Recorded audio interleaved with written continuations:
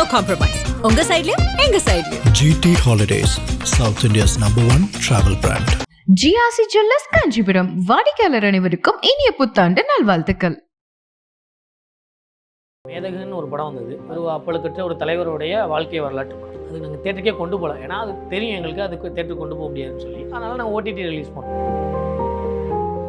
இப்போ சல்லியர்கள் வந்து அதான் இப்போ நீங்கள் சொன்ன மாதிரி அதில் வந்து நிறைய விஷயங்கள் மாற்றி பெயர்கள் மாற்றப்பட்டு அதை கண்டிப்பாக மக்கள்கிட்ட போய் கொண்டு போய் சேர்த்துடணும் அப்படிங்கிற அடிப்படையில் தான் நம்ம அதை அந்த சமரசம்லாம் பண்ணி அந்த விஷயத்தை வெளியிட முயற்சி பண்ணோம். ஆனால் இங்கே வந்து என்ன சிக்கல் இருக்குன்னா, நம்மளுடைய வரலாற்றை தெரிஞ்சுக்கிறது தான் இங்கே பெரிய பிரச்சனையாகவே இருக்குது. உண்மையான வரலாறு நம்ம தெரிஞ்சுக்கிட்டா தான் இங்கே நம்ம தான் புரட்சி பண்ண ஆரம்பிச்சிடுவோம், பேச ஆரம்பிச்சிடுவோம்ல. இப்படியான விஷயங்கள் வந்து ஓடிடியிலே ரிலீஸ் பண்ணும்போது வந்து அந்த உணர்வை எங்களால் உணர முடியாது. அது பெரிய வழி தான். அந்த வழியில் தான் இயக்குனர் இருக்கார். எவ்வளவோ நாடுகளில் நடக்கிற போர்கள், இப்போ நடக்கிற போர்கள்லாம் நம்ம நிறையா பார்த்துட்ருக்கோம். ஆனால் ஒரு மாண்புன்னு ஒன்று இருக்குல்ல, எதிர்க்கு கூட துரோகம் விளைவிக்காத ஒரு மாண்பை கற்றுக் கொடுக்குற ஒரு படம். இது படம் இல்லை, எங்களுடைய வீர வரலாறு அப்படிங்கிறது தான் என்னுடைய இது.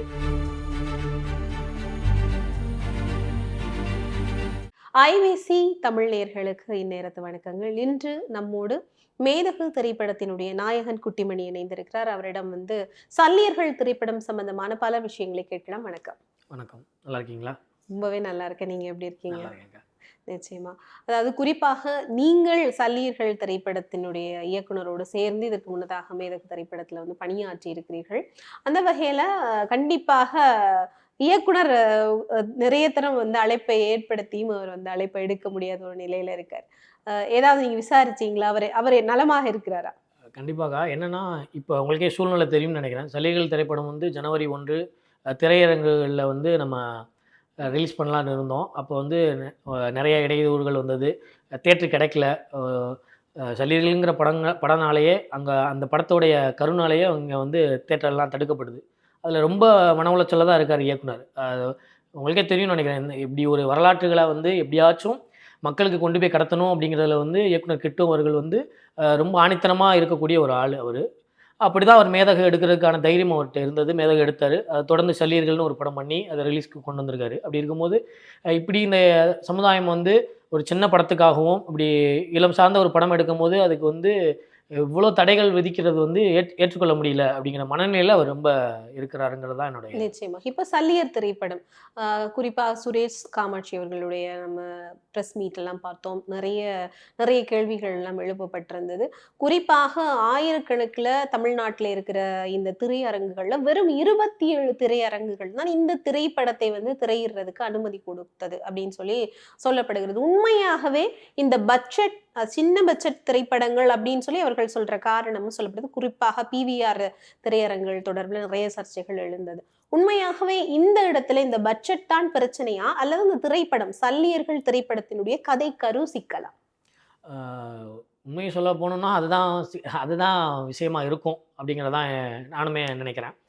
சல்லியர்கள்ங்கிறது ஒரு ஈழத்தில் நடந்த ஒரு வீர வரலாற்றுடைய ஒரு மருத்துவ போராளிகளை பற்றியான ஒரு படம், மைய கருத்தே அந்த படத்தில் அதுதான். அப்படிங்கிறப்ப இதுதான் மிக மிக முக்கியமான காரணமாக இருக்கும்னு தான் நான் கருதுகிறேன். அதை தாண்டி இப்போ திரைப்படங்கள் வந்து இந்த சின்ன பட்ஜெட்டில் எடுத்தால் அது ஓடாது அப்படிங்கிற ஒரு மனநிலை வந்து இங்கே நிறையா இருக்குது. உண்மைதான், அதுவும் உண்மைதான். ஆனால் மெயின் ரீசனாக எதுவும் இருக்கும் அப்படின்னா அது சல்லியர்களுடைய கதை தான் இருக்குங்கிறதான் நான் பார்க்குற ஒரு விஷயமா இருக்குது. நிச்சயம். இப்போ அந்த கதை தான் பிரச்சனை அப்படின்னு சொன்னால், ஏற்கனவே அது வந்து தணிக்கைக்கெல்லாம் போய் சான்றிதழ்களோடு இருக்கிற ஒரு படம், இந்திய அரசாங்கத்தால் அனுமதிக்க உட்பட்ட ஒரு படம். அந்த கதை கருவே வந்து பார்த்தீர்கள்னா ஒரு சிங்க ராட்சியம் அப்படின்ற மாதிரியான ஒரு கருத்தாடல்களோடும் உரையாடல்களோடும் ஒரு போராட்டக்குழு, அந்த போராட்டக்குழுவுக்கு எதிரான ஒரு இராணுவம், இப்படி தான் அந்த கதை நகர்ந்து கொண்டு போகிறதுனால இந்த கதை அப்படின்றது வந்து இந்த இடத்துல சட்ட ரீதியாக ஒரு பிரச்சனையும் இல்லையே. இந்த கரு எதற்காக வந்து இவ்வளவு தூரம் தடை செய்யணுமோ அல்லது இதை வெளியில வரக்கூடாது அப்படின்னு நினைக்கிறதுக்கான அடிப்படையான காரணம் என்னவாக இருக்கு? அடிப்படையான காரணம் என்னன்னா, மேதகுன்னு ஒரு படம் வந்தது. அது வந்து ஒரு அப்பழுக்கற்ற ஒரு தலைவருடைய வாழ்க்கை வரலாற்று படம். அது நாங்கள் தேட்டருக்கே கொண்டு போகல. ஏன்னா அது தெரியும் எங்களுக்கு, அதுக்கு தேட்டருக்கு கொண்டு போக முடியாதுன்னு சொல்லி.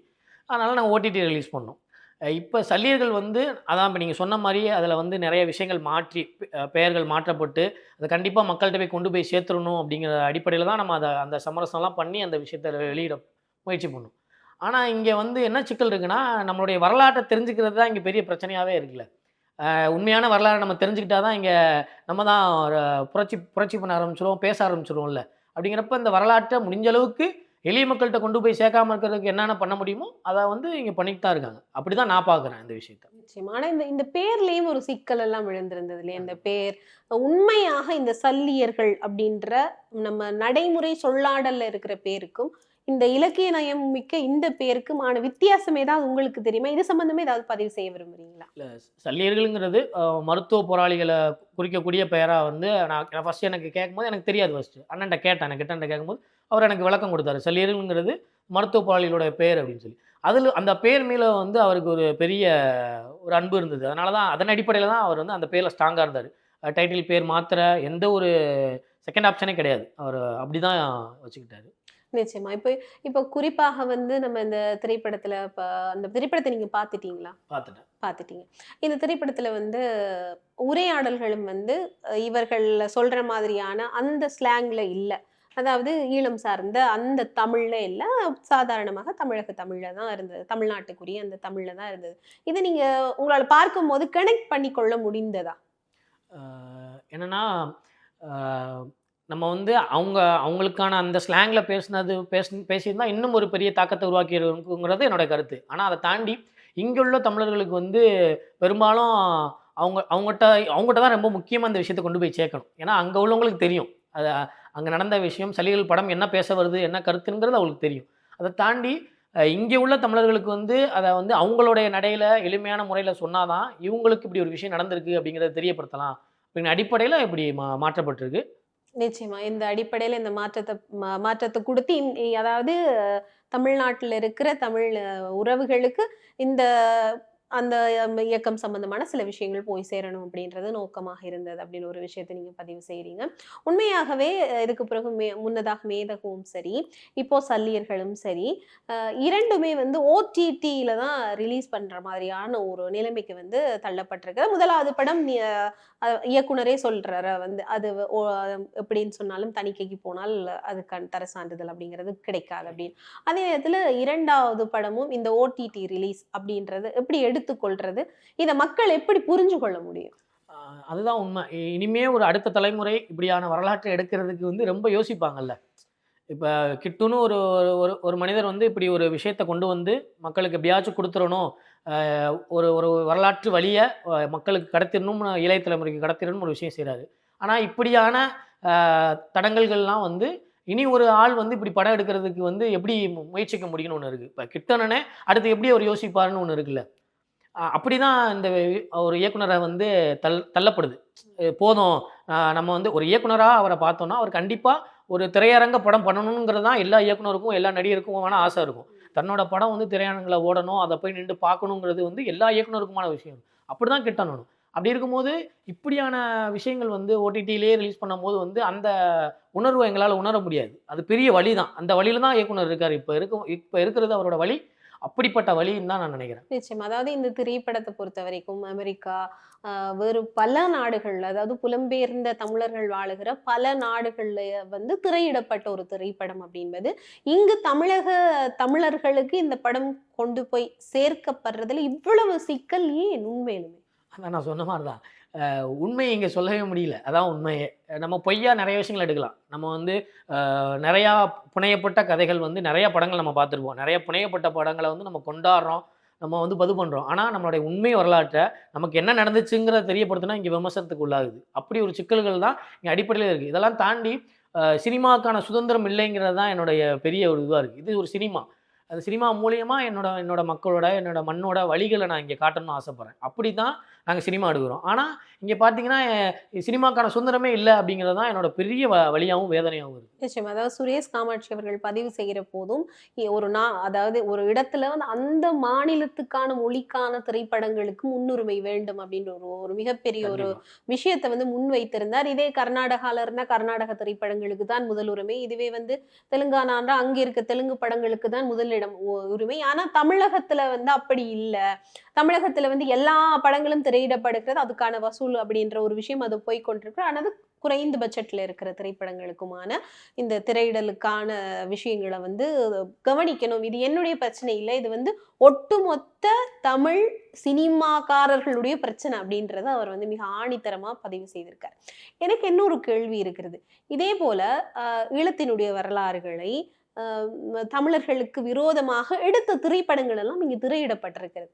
அந்த திரையிடப்பட்ட அந்த திரைப்படங்களுக்கு எதிராக போராட்டங்களும் மக்கள் செய்திருக்கிறார். ஆனால் ஏன் இந்த திரைப்படத்துக்கு இவ்வளவு தடை அப்படின்ற கேள்விக்கு நீங்க பதில் தேடி இருக்கிறீங்களா, யோசிச்சிருக்கிறீங்களா? அதைத்தான் நான் அவங்கள்ட்ட முதல் நீங்க 2வது கேள்விக்குன்னு சொல்றேன் அந்த பதில் சொன்னதை. இங்க வந்து பிரச்சனை வந்து இது சின்ன படம், அது பெரிய படத்தை தாண்டி சலியர்களுக்காக சொல்றேன். இது சின்ன படம் பெரிய பட்ஜெட் படங்கிறத தாண்டி இங்க அது என்ன பேசுது அப்படின்னு ஒன்று இருக்குல்ல, அதான் சொல்லலை. இங்க உண்மையை பேசவே முடியாது. நீங்கள் பொய்யா பேசுனீங்கன்னா இது சின்ன படமாக இருந்தாலும் சரி, பெரிய படமாக இருந்தாலும் சரி, இங்கே ஓடும். அப்படி தான் இங்கே தமிழ்நாட்டில் இருக்குது. இப்போ சுரேஷ் காமாட்சி அண்ணன் சொன்ன மாதிரி உண்மையிலே இது சலியலுக்கான பிரச்சனை மட்டும் கிடையாது. இது மாதிரி எத்தனையோ இளம் தலைமுறை இயக்குநர்கள், இளம் தலைமுறை தயாரிப்பாளர்களுக்கு இது பெரிய நெருக்கடியை கொடுக்குது.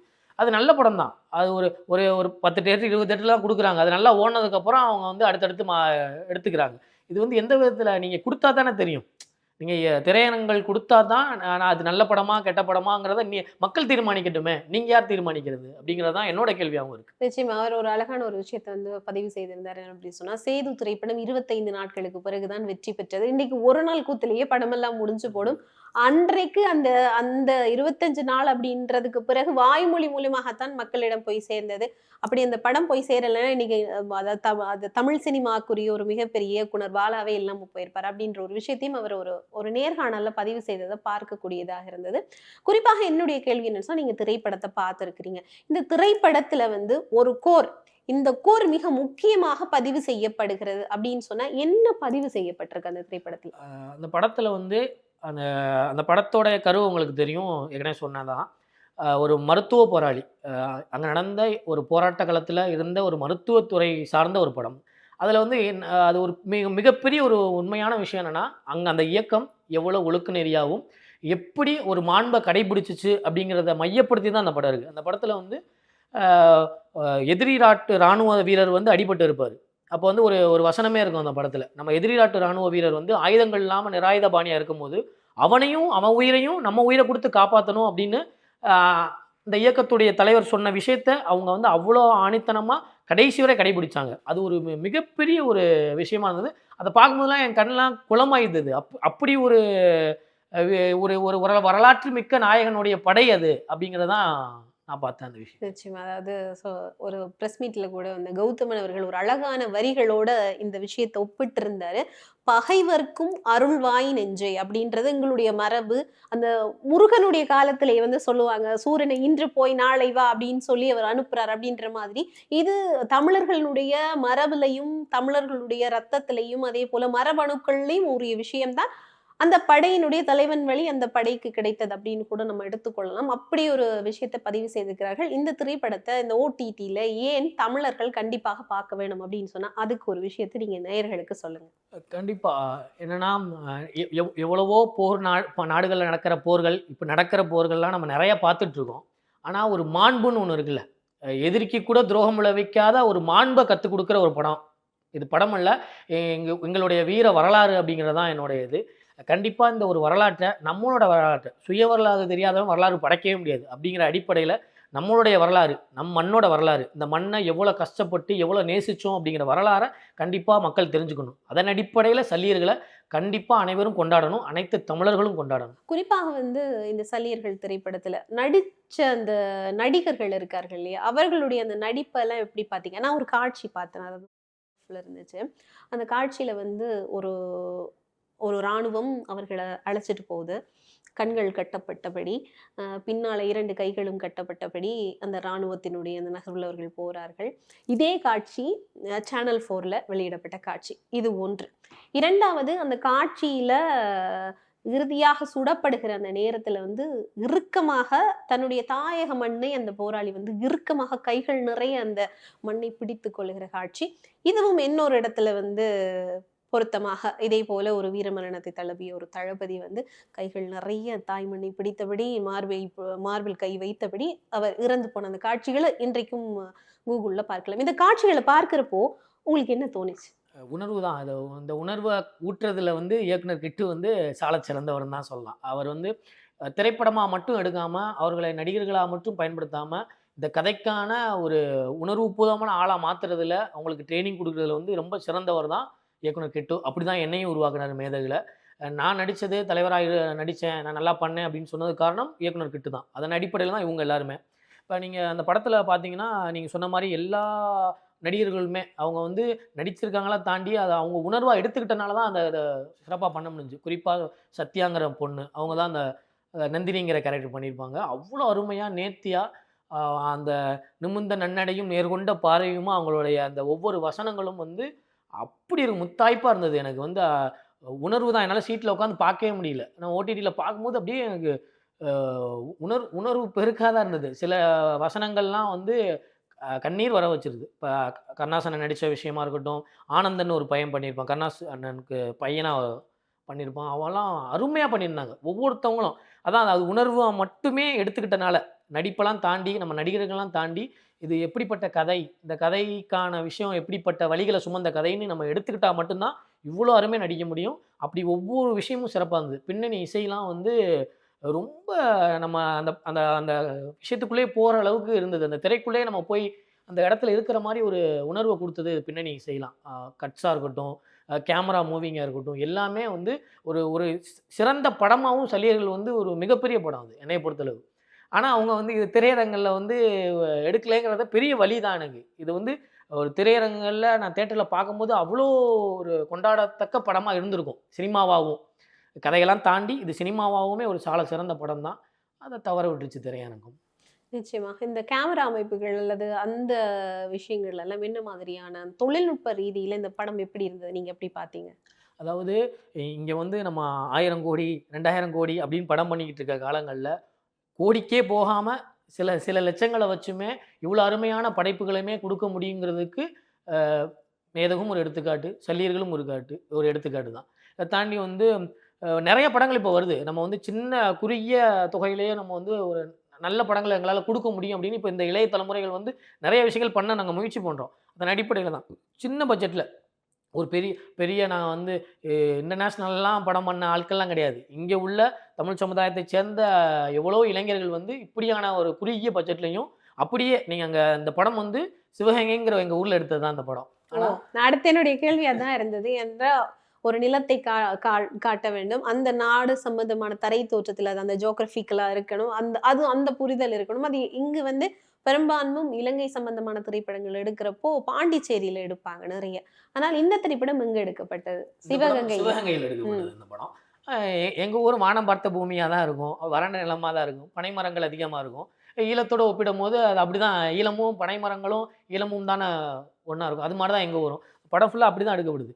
நீங்க பார்த்தீங்கன்னா, அது இப்ப நான் சொல்லலைன்னா, அது எந்த ஊர்னே உங்களால யூகிச்சுக்க முடியாது. இலங்கையில தான் எடுத்தாங்களான்னு என்ட்ட சில பேர் கேட்டாங்க.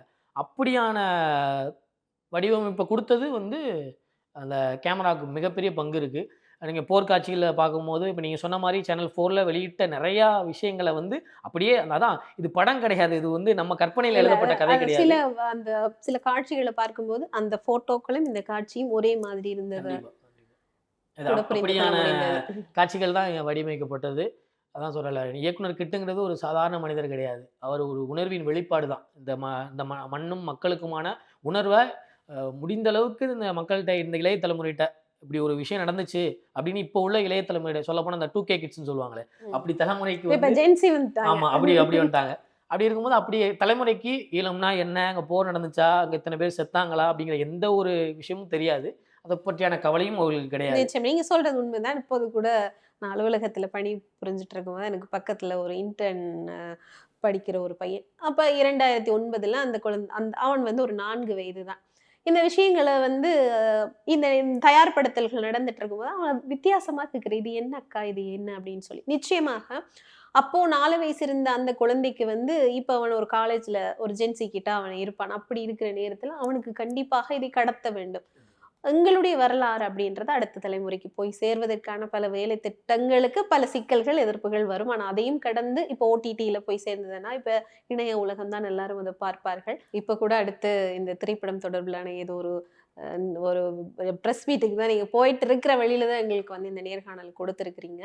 உண்மையாக சல்லீர்கள் அப்படின்ற ஒரு திரைப்படம் என்பது ஒரு வீரத்தினுடைய வரலாறு.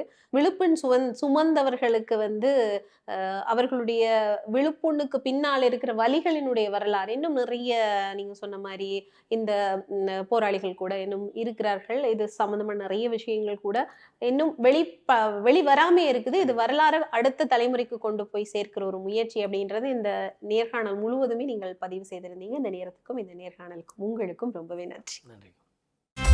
No compromise. உங்க சைடுலயும் எங்க சைடுலயும். GT Holidays, South India's #1 travel brand. GRC jewellers Kanchipuram வாடிக்கையாளர் அனைவருக்கும் இனிய புத்தாண்டு நல்வாழ்த்துக்கள்.